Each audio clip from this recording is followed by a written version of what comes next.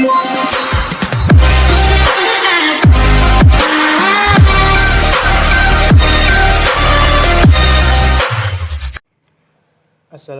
warahmatullahi wabarakatuh. Yang terhormat Bapak Dr. Karisul Watoni SHG MPDI selaku dosen mata kuliah Micro Teaching dan teman-teman kelas PAIA yang saya cintai.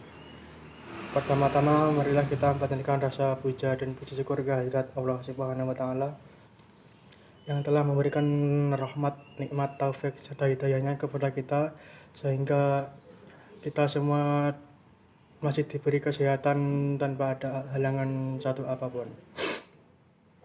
Salawat serta salam semoga tetap tercurahkan kepada junjungan kita Nabi besar Nabi Agung Muhammad Sallallahu Alaihi Wasallam yang telah membawa kita dari zaman jahiliyah menuju zaman Islamiyah dan yang kita nantikan syafaatnya kelak di yaumil qiyamah. Allahumma amin.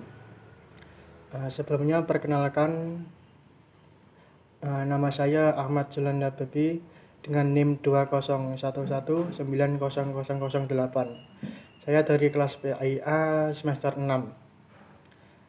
Video ini saya buat untuk memenuhi tugas akhir mata kuliah Micro Teaching, yaitu membuat video pembelajaran. Dosen pengampu kami yaitu Dr. Karisul Watoni SHG MPDI. Adapun materi yang akan saya bawa yaitu tentang haji dan umroh. Sebelum memasuki materi,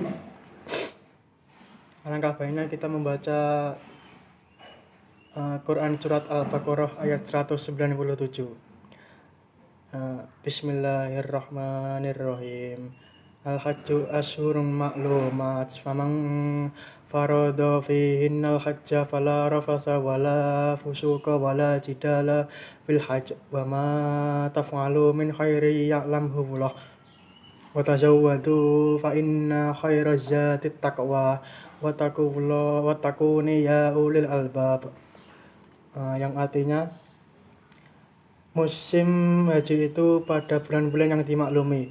Barang siapa mengerjakan ibadah haji dalam bulan-bulan itu, maka janganlah dia berkata jorok atau rafats, berbuat maksiat dan bertengkar dalam melakukan ibadah haji. Segala yang baik yang kamu kerjakan bawalah bekal, karena sesungguhnya sebaik-baik bekal adalah takwa.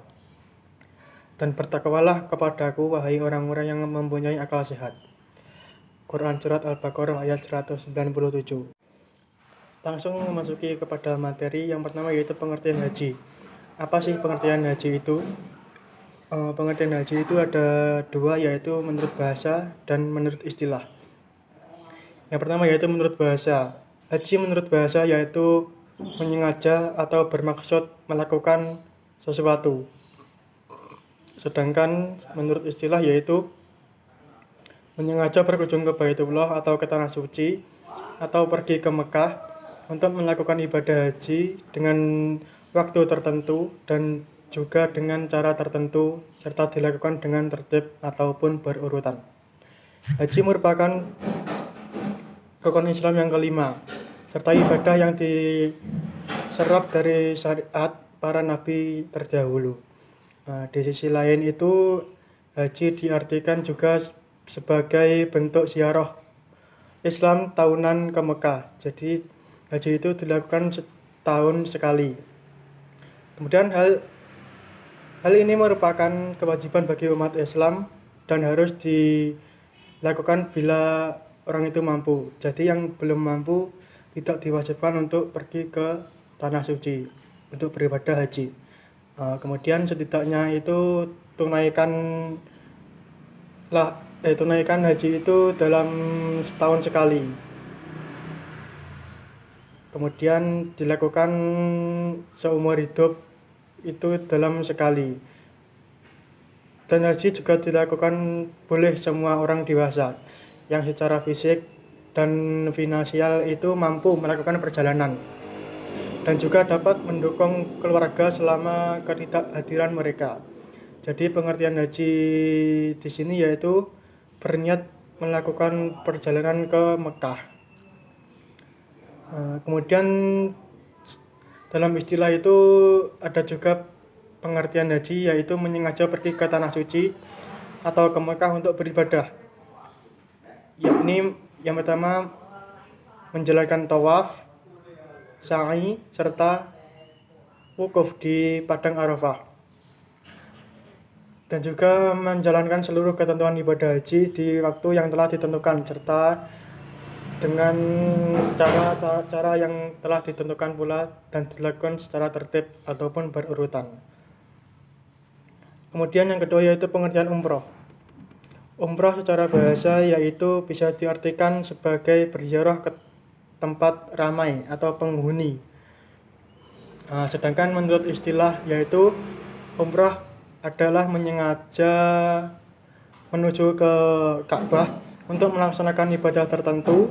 Dalam syariat Islam, umrah adalah berkunjung ke Baitullah ataupun berkunjung ke Masjidil Haram dengan tujuan untuk mendapatkan diri kepada Sang Khalik, Sang Pencipta, yakni Allah Subhanahu wa Ta'ala, dengan memenuhi seluruh syarat-syaratnya serta waktu tidak ditentukan seperti pada ibadah haji. Jadi umrah itu bisa dilaksanakan kapan saja, tidak harus setahun sekali. Kemudian haji dan umrah adalah dua hal yang saling berkaitan. Keduanya itu memiliki banyak persamaan termasuk pelaksanaan dan juga syarat wajib, syarat sah, kesunahan, beragam hal yang membatalkan, dan juga perkara yang diharamkan saat melakukan ibadah tersebut. Meski demikian itu, haji dan umrah juga memiliki beberapa titik perbedaan. Kemudian hukum haji. Haji itu hukumnya bisa dikatakan wajib bagi seluruh umat Islam yang memenuhi syarat untuk melaksanakannya. Kewajiban ini didasarkan pada firman Allah Subhanahu wa Ta'ala dalam kitab suci Al-Quran, dalam Quran surat Al-Imran ayat 98, yang artinya yaitu, dan bagi Allah Subhanahu wa Ta'ala wajib bagi manusia untuk melaksanakan ke Baitullah untuk melaksanakan haji. Quran surat Al-Imran ayat 98. Kemudian jika didasarkan dalam hadis yang diriwayatkan oleh Ibnu Umar, ya, di sini yang artinya Islam itu didirikan atas 5 hal: bersaksi bahwa tiada Tuhan selain Allah, kemudian sesungguhnya Nabi Muhammad itu utusan Allah, kemudian mendirikan sholat, lalu menunaikan ibadah zakat, selanjutnya yaitu pergi ke Baitullah untuk melaksanakan haji, dan puasa di bulan Ramadan. Kemudian didasarkan dalam hadis yang diriwayatkan oleh Ibnu Umar, di sini yang artinya yaitu Islam didirikan atas 5 hal: bersaksi bahwa tiada Tuhan selain Allah Subhanahu wa Ta'ala, dan sesungguhnya Nabi Muhammad itu utusan Allah, terus mendirikan sholat, melaksanakan zakat, haji ke Baitullah, dan puasa di bulan Ramadan. Itu riwayat Bukhari dan Muslim. Kemudian hukum umroh. Sementara itu untuk hukum umroh masih menjadi perdebatan di antara para ulama. Dari ayat Quran surat Al-Baqarah ayat 196, umat Islam itu diperintahkan untuk menyempurnakan ibadah haji dan umrah untuk Allah. Menurut pendapat Al-Azhar itu yang kuat, hukumnya yaitu wajib. Hal ini didasarkan dalam firman Allah Subhanahu wa Ta'ala yang artinya, dan sempurnakanlah ibadah haji dan umrah untuk Allah. Quran surat Al-Baqarah ayat 196. Kemudian terdapat banyak hadis yang menjelaskan mengenai hukum umrah.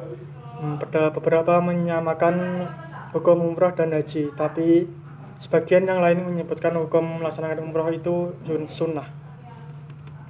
Kemudian yang selanjutnya yaitu waktu pelaksanaan haji dan umrah. Waktu pelaksanaan haji dan umrah itu tentunya berbeda. Pelaksanaan ibadah haji dilakukan setiap 1 tahun sekali dan memiliki jumlah jamaah yang banyak.